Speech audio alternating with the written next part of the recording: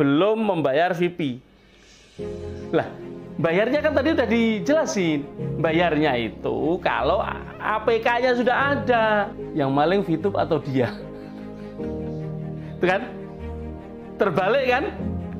Bulan April, Mei, Juni, Juli, Agustus, September, Oktober, November, Desember, Januari, Februari. Nggak ada satupun yang bilang rugi. Nggak ada yang menyatakan rugi.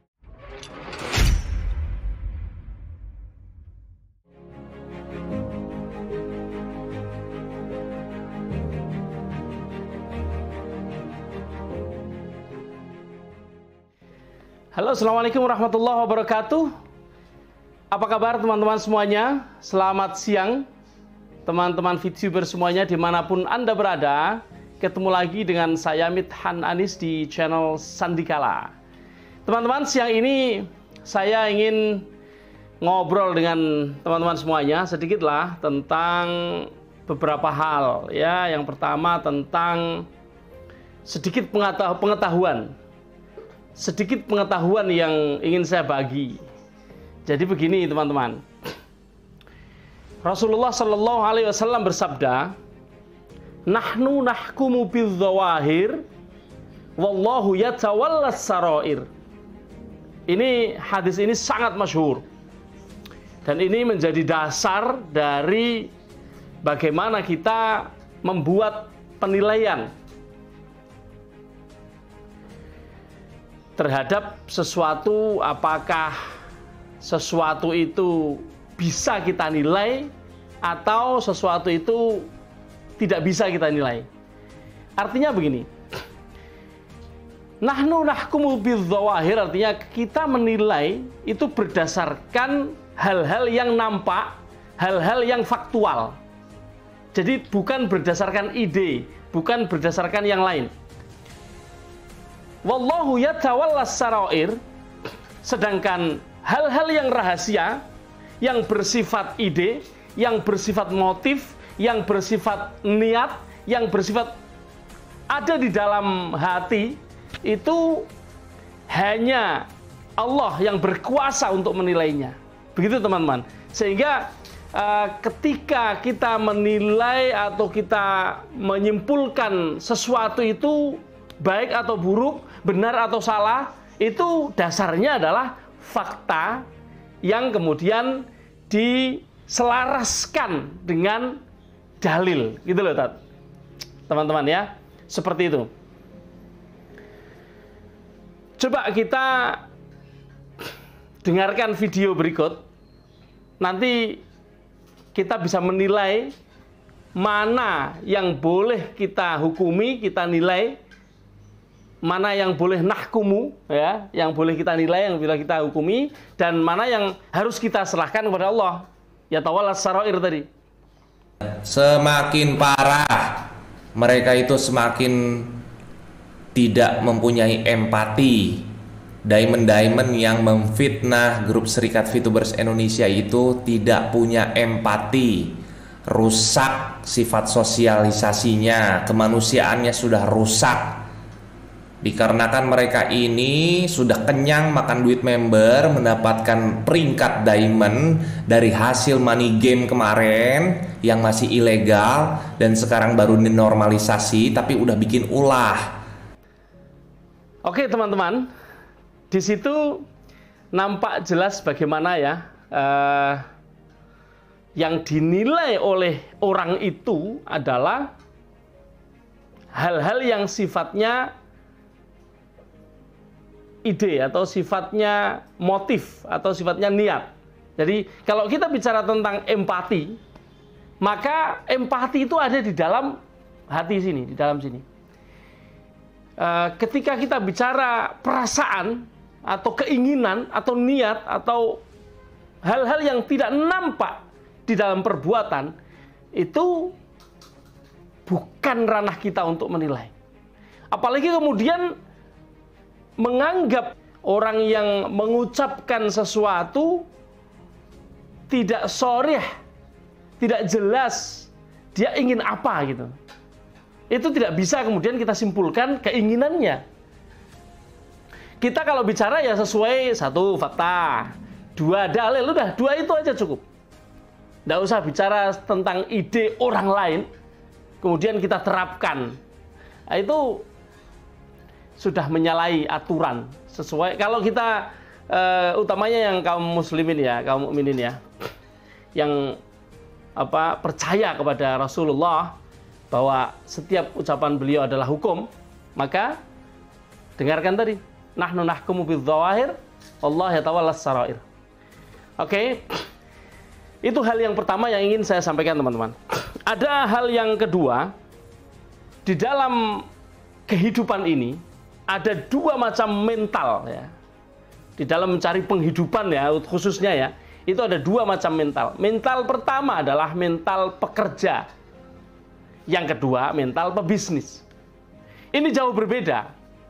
Dan coba kalau Anda baca bukunya Robert T. Kiyosaki, ya, itu beliau menyampaikan hal-hal seperti ini. Bahwa orang yang mempunyai mental bisnis, dia pasti memiliki mental petarung. Dia memiliki mental risk taker, mengambil resiko. Karena semakin besar resiko yang diambil akan semakin besar keuntungan. Itu sesuatu yang logis saja. Dan bedanya dengan mental pekerja adalah seseorang melakukan sesuatu dan inginnya dibayar gitu. Melakukan sesuatu, dia dibayar atas apa yang dia lakukan. Berbeda ya. Bentar, ada suara kendaraan. Oke, jadi begini. Atau gini, kita dengerin dulu video berikut. Jadi nanti kita simpulkan bagaimana gitu ya. Beresin dulu itu. Haknya semua pada minta tuh di SVI. Udah ada yang bunuh diri, macem-macem. Parah sih ini. Udah ada yang bunuh diri. Pak Tongam El Tobing itu ngasih pengumuman kemarin di Instagramnya. Poin 5 lu baca. Para Diamond, brengsek lu. Baca tuh poin 5. VP yang ada saat ini ada di member, dibeli VTube sesuai kesepakatan. Beli dulu tuh VP-nya. Paham nggak sih lu? Kita udah dengerin ya. Jadi di sini ada beberapa poin ya. Orang ini mengatakan kalau VTube ini mesti bayar dulu tuh hak member. Sampai mengatakan ada yang bunuh diri. Nah, ini saya ingin mengomentari ini dulu sebentar. Seseorang yang sudah menyatakan bergabung dengan VTube dulu, dia bergabung di dalam bisnis, tidak bergabung sebagai karyawan. Ya, kalau karyawan, maka hanya yang ada di kantor yang dipimpin Pak Prabowo, itulah mereka ada beberapa karyawan, staff namanya. Tapi kalau yang bergabung melalui membership, itu kita semuanya itu berbisnis. Mengapa demikian? Sekali lagi saya sudah pernah menyampaikan, tapi saya akan sampaikan lagi bahwa VTube ini dibangun sebagai pasar. VTube itu pasar. Jadi kalau kita memahaminya VTube ini bukan pasar, maka yang terjadi seperti orang tadi ngomongnya nggak karuan, harus bayar dulu ini itu segala macam. Tapi dia lupa bahwa kalau mau sebelum on dibayar, terus gimana caranya bayar? Coba pikir, gimana caranya bayar? VP ada di mana sih? VP ada di aplikasi kan? Kalau aplikasinya tidak ada, bayarnya gimana? Anda saja tidak tahu berapa jumlah VIP yang Anda miliki. Sekarang ini Anda nggak tahu. Gitu loh. Jadi, apalagi yang ditulis oleh Pak Tongam di dalam IG itu, beliau pun sudah menulis bahwa PT Future Viewtech menandatangani pernyataan. Lah, menandatangani pernyataan itu artinya dia menyatakan kepada SWI bahwa dia akan menyelesaikan masalah itu tentu dengan mekanisme. Seandainya tidak dengan mekanisme, maka bunyinya nggak seperti itu. Pasti selesaikan dulu baru buka. Pasti akan spesifik. Ini kan nggak spesifik nih yang dibuat pernyataannya dan disetujui. Jadi nggak perlu bawa ke mana-mana. Kemudian gini, sampai ada yang bunuh diri. Oke, teman-teman, bunuh diri itu tidak bisa dikaitkan dengan VTube. Mengapa? Karena bunuh diri itu masalah mental. Bunuh diri seseorang itu adalah kelemahan keimanan yang ada di dalam hati. Ketidakmampuan seseorang memandang ke depan.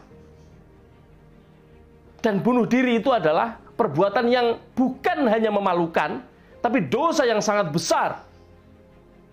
Dan urusan dia adalah hanya kepada Allah. Jadi nggak ada hubungannya dengan orang lain. Di kitab suci manapun, agama manapun, melaknat bunuh diri. Karena bukan sifat manusiawi bunuh diri itu. Bunuh diri itu bukan sifat manusiawi. Tidak ada manusia yang secara logis melakukan tindakan bunuh diri, ya kecuali tradisi yang ada di Jepang itu. Dan itu pun tidak berdasarkan nilai-nilai agama yang dipegang. Ya, jadi oke, bunuh diri dengan alasan apapun, bunuh diri karena apapun, bunuh diri dengan cara apapun, bunuh diri untuk meraih apapun, tidak bisa dikaitkan dengan hal-hal di luar dirinya. Karena sebenarnya yang membuat seseorang bisa bunuh diri adalah mentalnya. Dan sebenarnya tidak harus diomongkan di depan publik. Karena itu yang pertama, mempermalukan keluarga. Keluarga yang mendengar diomongkan itu malu sebenarnya. Seharusnya jangan sampai diomongkan. Dan saya tidak tahu siapa yang bunuh diri. Saya tidak tahu objek yang diomongkan dia itu siapa. Tapi siapapun dia, bunuh diri tidak perlu diomongkan. Yang kedua, seharusnya jangan masuk ke ranah itu, karena sekali lagi itu adalah ranah ide, itu adalah ranah yang bukan zahir, itu adalah as-sarair. Motif bunuh diri itu yang tahu hanyalah yang membunuh dirinya. Orang lain tidak akan tahu. Apapun kondisi yang sedang berada, itu semuanya hanyalah opini, hanyalah penilaian, dan penilaian yang tidak didasarkan oleh hal-hal yang faktual itu tidak pernah benar, karena itu merupakan wilayah Tuhan, bukan wilayah manusia. Begitu teman-teman ya. Kemudian tentang harus membayar dulu baru on, itu tidak logis, karena VTube ini basisnya adalah aplikasi, maka aplikasinya on dulu baru akan ketahuan situ punya VIP berapa. Itu pun aturannya jelas, aturan di dalam aplikasi itu jelas, dari dulu kita udah tahu semua. Ketika mencairkan VIP ada aturannya. Jadi tidak kemudian dihitung semuanya VIP 0,3 kali sekian, semuanya dicairkan, tidak bisa. Harus ada yang ditinggal di akun. Dan itu sudah menjadi kesepakatan semuanya. Inilah yang dimaksud oleh tulisan itu, berdasarkan kesepakatan. Harganya pun selama ini kita sepakat-sepakat saja, mau 14.200, mau 15.000, mau 14.900, mau 14.500. Kita selama ini sepakat. Jadi tidak ada masalah di situ. Jadi kalau diangkat sampai ada yang menyatakan sampai Rp1.000, itu tidak masuk akal, itu buat-buat. Juga tidak ada informasi tentang hal seperti ini, bahkan tidak pernah diucapkan oleh pihak manajemen gitu loh. Teman-teman, ada juga poin yang sering diomongkan orang-orang yang tidak bertanggung jawab. Saya mengatakan tidak bertanggung jawab itu karena di dalam bicara, di dalam menilai itu tidak dengan penuh tanggung jawab, tidak menggunakan logika, tidak menggunakan ilmu yang mapan, tidak menggunakan dasar-dasar yang bisa disepakati oleh secara universal oleh manusia. Tapi hanya berdasarkan opini, hanya berdasarkan emosi, hanya berdasarkan keinginan pribadi. Apalagi kemudian keinginan itu secara pribadi itu diungkapkan kepada teman-temannya, baru kemudian teman-temannya mengiyakan, oh iya ternyata gini ya, ternyata. Nah, ini coba kita dengarkan omongan orang ini lagi ya. Kita akan lihat bagaimana, kita akan patahkan setiap alasannya. Poin 6-nya, VTube bertanggung jawab atas kerugian masyarakat yang diakibatkan kegiatan VTube. Yang kemarin baru pada fast track, terus aplikasinya itu kemarin di take down, ditutup, diblokir karena ilegal, karena money game. Ya, itu harus dibayar juga, walaupun mereka belum muterin duitnya, belum muterin fast tracknya. Gimana? Teman-teman, jadi orang ini memang berusaha untuk terus membuat opini-opini yang tidak masuk akal. Opini tapi nggak masuk akal. Jadi kenapa sih saya bilang tidak masuk akal? Pertama, dia mengatakan kerugian member. Member yang mana yang dirugikan?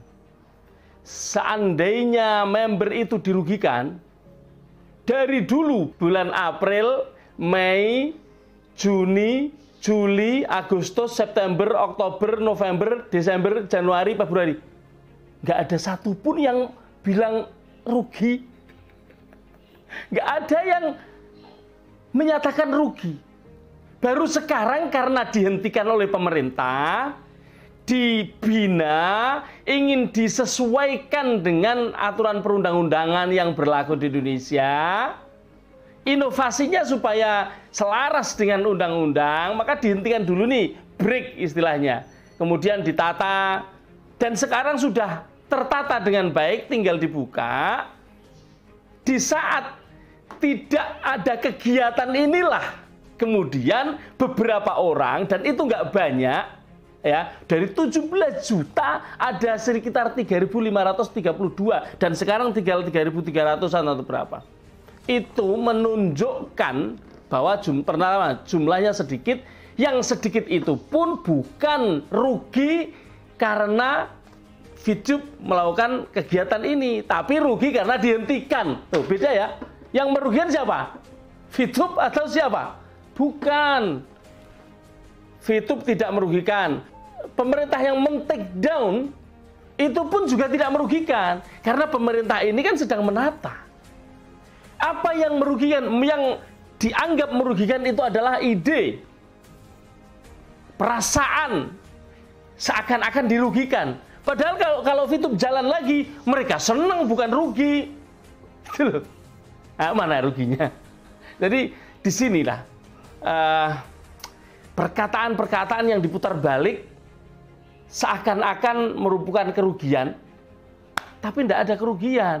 Makanya perusahaan membuat pernyataan itu. Pernyataan itu bukan didikte oleh Pak Tongam loh ya. Itu pernyataan yang dinyatakan oleh perusahaan. Kalau memang ada kerugian kita tanggung. Nah, tapi kapan nampak ada kerugian? Kerugian kan ketika berhenti. Berhenti ya saya aja seperti rugi, tapi nggak rugi. Setika berhenti semua orang rugi. Karena apa? Rugi waktu, 4 bulan menunggu. Tidak ada pemasukan dari situ. Itu semua di dalam konteks bisnis memang rugi. Tapi kerugian yang diakibatkan berhentinya sebuah usaha yang berhentinya pun karena mengikuti aturan pemerintah, ini bukan merugikan gitu loh. Ini bukan merugikan. Ketika dibuka lagi, semua akan bahagia. Jadi kenapa harus dibuat framing yang demikian hancur gitu loh. hancur secara logika, hancur secara moral, hancur secara mental gitu loh. Jadi ayolah teman-teman VTuber coba memahami kata-katanya dengan cara yang cerdas ya, jangan dengan cara yang dungu. Dungu artinya dulu kan ingat ya kata Pak siapa Teteh, VTuber itu dungu, bebek dungu. Nah, nyatanya nggak dungu kan? Siapa yang dungu? Oke, jadi jangan kita memahami berbagai hal dengan cara itu. Pahamilah dengan cara yang smart, yang cerdas. Jadi pesan saya seperti itu. Kemudian kita ada poin lagi. Saya di sini, oh ya, ini orang ini juga mengatakan bahwa VTube ini maling ya. Saya mengatakan bahwa maling sedang teriak maling gitu. Mengapa? Karena ayo kita dengerin videonya. Belum apa-apa, belum memberikan bukti membeli VIP member, udah bikin peraturan. Sok jago. Hari ini pun kalau kalian belum membayar, belum menyelesaikan tanggung jawab, kalian maling. Mau kalian sudah dinormalisasi, kalian ini maling tetap. Paham loh. Dia mengatakan belum apa-apa, belum memberikan bukti membeli VIP member, sudah membuat aturan. Ini seakan-akan sesuatu yang benar ya, seakan-akan. Tapi coba kita pikir. PT Future View Tech ini kan sebuah perusahaan ya. Sebuah perusahaan private namanya PT, Perseroan Terbatas. Artinya ini bukan perusahaan publik. Teman-teman, aturan itu dibuat dari dulu, bukan dari sekarang. Dari dulu ketika sudah didirikan dan ketika kita mulai gabung itu, aturan sudah ada. Nah terus aturan mana yang dimaksud dia ini loh, belum membayar VIP. Lah, bayarnya kan tadi udah dijelasin. Bayarnya itu kalau APK-nya sudah ada. Akan ada sistem atau mekanisme jual maupun beli atau bayar maupun gaji apa aja lah. Kita nanti lihat bagaimana aplikasinya. Sekarang belum ada dibuka ya, belum kita tahu bagaimana aplikasinya. Kok dia mengatakan belum bayar ini sudah bikin aturan, sok jago. Situ yang sok jago kali ya. Sok tahu bukan sok jago, sok tahu gitu. Jadi kemudian mengatakan kalian maling. Coba gini. Coba ya, pakai logika, pakai akal, pakai hati, pakai pikiran yang benar. Begini, VTube di take down oleh pemerintah, kemudian berusaha untuk memperbaiki sesuai yang diinginkan oleh pemerintah. Tidak pergi, tidak melarikan diri, tidak menghilang. Bukan scam. Lihat, perbedaannya dengan bisnis yang dia miliki. Ada bisnis batu vulkanik. Kemudian saya dengar dia waktu itu juga membuat satu bisnis yang baru dengan skema seperti ini. Tapi kayaknya dia bikinnya money game ya. Jadi mungkin karena hanya niru-niru ya jadinya money game ya. Itu maklum. Dan scam. Belum apa-apa udah bubar. Nah, batu vulkanik yang dia menyatakan sebagai investornya ya, scam, hilang dari peredaran, tidak ngurus izin, tidak seperti VTube, jauh. Yang maling VTube atau dia? Itu kan? Terbalik kan? Terbalik, karena kalau maling itu memang tidak maling, supaya nampak tidak maling. Nah, coba saya akan buktikan bahwa dia sendiri itu pernah beli rumah seharga 600-an sekian, dan uangnya murni dari VTube dan dari batu vulkanik. Kita dengarkan. biar saya nggak dikira ngibul. Di sebelah sini Pak. Sini ya. Iya. Tanda tangan pemesan atas nama Pak Dirga. Dirga. Iya. Nala Prana. Bismillahirrahmanirrahim. Bismillah ya Pak ya. Alhamdulillah nih sudah di ACC. Mantap. Oke, terima kasih Pak Dirga. Sukses selalu. Amin. Ya Allah, amin. Ini Bapak Dirga ya. Sudah alhamdulillah sudah booking unitnya di The Andalus Residence. Dan beliau kebetulan suka dan tertarik dengan model Marrakesh ini nih. Alhamdulillah ya Pak ya. Ini lagi di video loh. Oh gitu.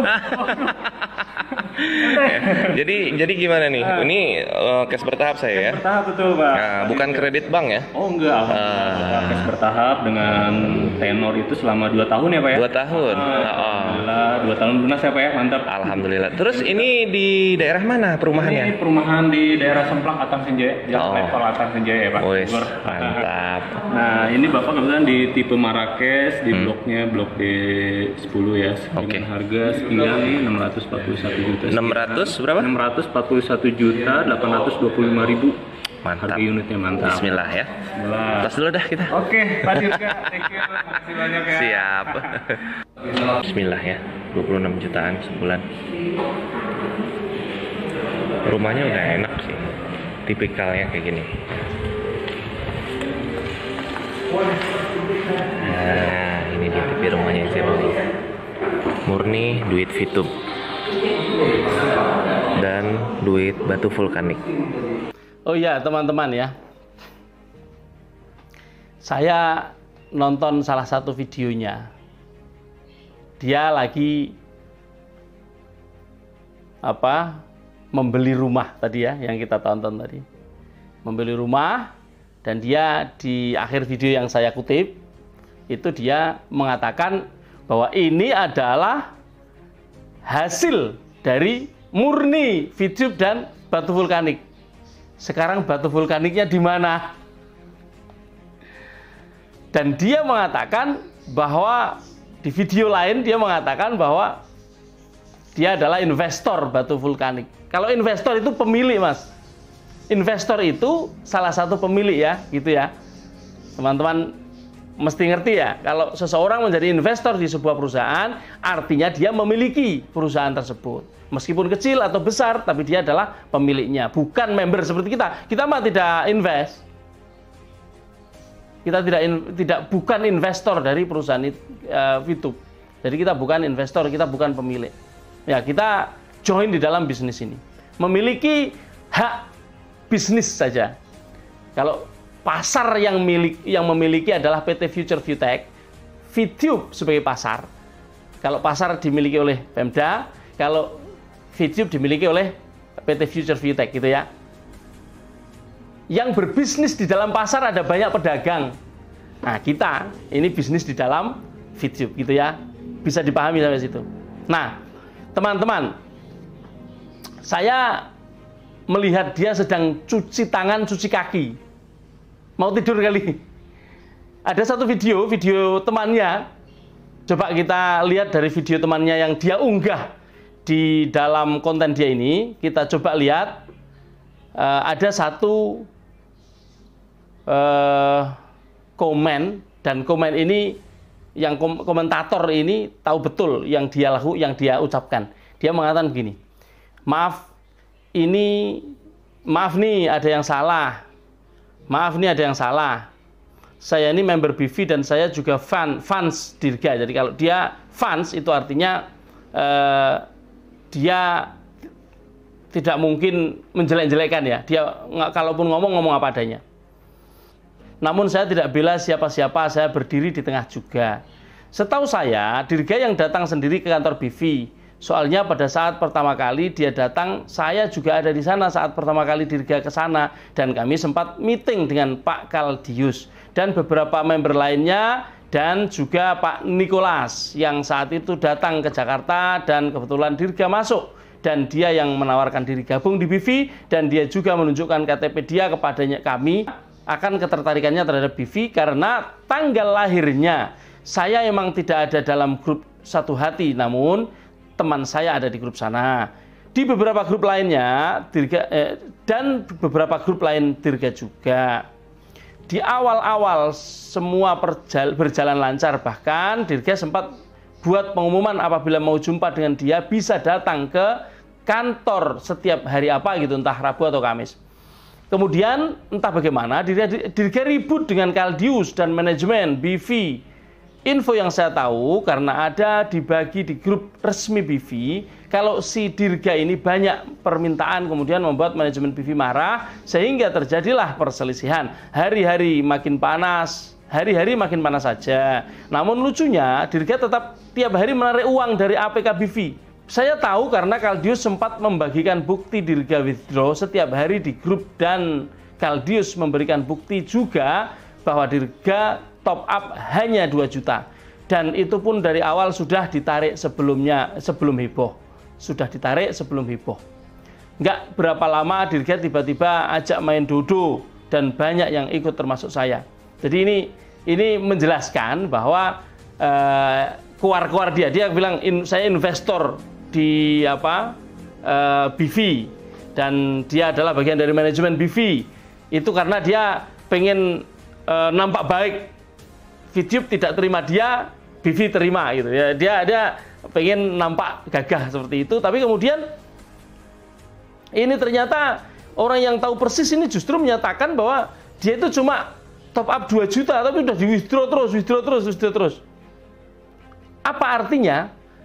Artinya adalah dia banyak berbohong. Dari konten-konten saya sebelumnya, saya menyampaikan fakta-fakta bahwa dia banyak berbohong. Nah ini juga orang lain juga melakukan itu. Jadi kebohongan-kebohongan yang terus-menerus ditutup dengan kebohongan yang lain, itu hanya akan menghancurkannya. Karena pada saat itu Dirga membuat grup VIP, dan kita wajib bayar kalau mau masuk ke grup tersebut dengan jaminan info yang akan selalu A1. Wah, luar biasa ya. Membuat grup saja, anggotanya harus bayar. Memang lihai untuk cari duit. Entah ini termasuk nipu atau enggak, saya nggak tahu. Saya nggak akan masuk ke sana. Saya tidak akan menuduh apa-apa. Yang jelas ini saya baca kan, bahwa untuk masuk ke grup harus bayar. Tapi ya, kalau itu kebijakan dan disetujui ya kenapa tidak. Kemudian Dirga menceritakan dia menjamin aset kita karena dia kenal baik sama bosnya Dodo. Ternyata petualang ini. Itu membuat kami semangat dan percaya. Singkat cerita, Dirga suruh kami tarik uang Dodo. Kami tarik. Kemudian berapa lama lagi, Dirga suruh lagi top up karena aman. Kemudian saat macet, Dirga malah bilang aman. Dan saat itu ada event, Dirga suruh kami hajar lagi dan selanjutnya scam deh. Nah ini jadi seharusnya seseorang itu tidak usah banyak bicara, tidak usah banyak bersih diri, karena malah ketahuan boroknya. Ada banyak orang yang mau membuka, seharusnya tidak usah seperti itu. Ini nasihat ya dari saya untuk yang bersangkutan, kalau mau menerima nasihat, kalau enggak ya karpe. Itu sebabnya konten Dirga dulu tentang Dodo dihapus semua. Bersih-bersih lagi. Ini yang sedikit buat saya kecewa karena mesti dihapus. Kenapa mesti dihapus? Ini kan namanya tidak mengakui kesalahan.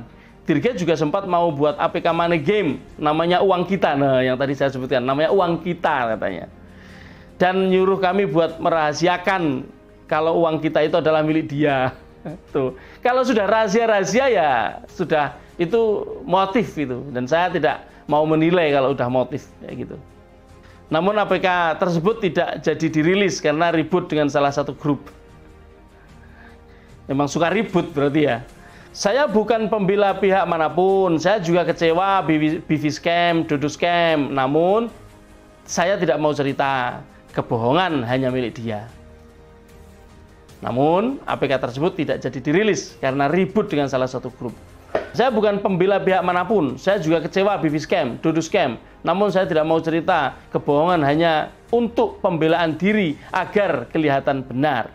Ya, seperti Bang Dirga bilang, walaupun pahit, katakan sebenarnya. Jangan hanya membuat berita yang hanya untuk mencari kebenaran diri dan menyalahkan orang lain. Itu tidak gentle namanya. Kita bisa berbohong, tapi lama-lama akan terbongkar juga. Ya, seperti itulah. Tidak lama setelah ini akan terbongkar semuanya. Sudah dibongkar semua juga. Setiap yang diomongkan kan bohong lah. Setiap yang diomongkan itu bisa ditunjukkan faktanya bahwa bohong. Nah, soal akun 300 juta, bohong kan? Pokoknya banyak. Setiap jawaban saya menunjukkan bahwa yang diomongkan bohong. Nah, itu aja. Kan simple ya. Akan lebih malu nantinya. Saya juga tidak salahkan Bang Dirga dan tidak ada salahkan pihak manapun kalau sudah bermain dunia digital. Ya, harus tahu resiko. Ya, ibarat kata, lah Anda bisnis. Lah kalau berhasil senang, masa kalau gagal salahkan orang. Nah, jadi sifat pemimpin itu bertanggung jawab kepada dirinya, kepada orang lain yang dipimpin. Kalau seorang pemimpin mencari kesalahan-kesalahan yang dipimpin untuk membenarkan dirinya, nah itu bukan pemimpin itu namanya. Tidak seperti itu. Nah, dari uraian omongan yang komentar ini, kita bisa melihat ya bahwa memang orang ini ya seperti itu. Dan memang dalam kondisi sekarang ini, di mana Fitchip sudah normalisasi, sebentar lagi kita akan mulai berbisnis lagi setelah press release-nya keluar, dan APK sudah nangkring di Google Play Store, maka kita bisa mendownload dan kita bisa memulai bisnisnya. Jadi teman-teman, saya ini hanya menyampaikan fakta saja. Saya sama sekali tidak membicarakan motif. Saya tidak membicarakan niat Dirga bagaimana apa segala macam. Enggak, saya berlepas diri dari apapun yang diucapkannya. Hanya saya menyampaikan semua ini sebagai sebagai jawaban dan bukti bahwa setiap yang diomongkannya adalah bohong, tidak benar. Kebohongan yang ditumpuk-tumpuk sehingga semuanya menjadi sampah semua.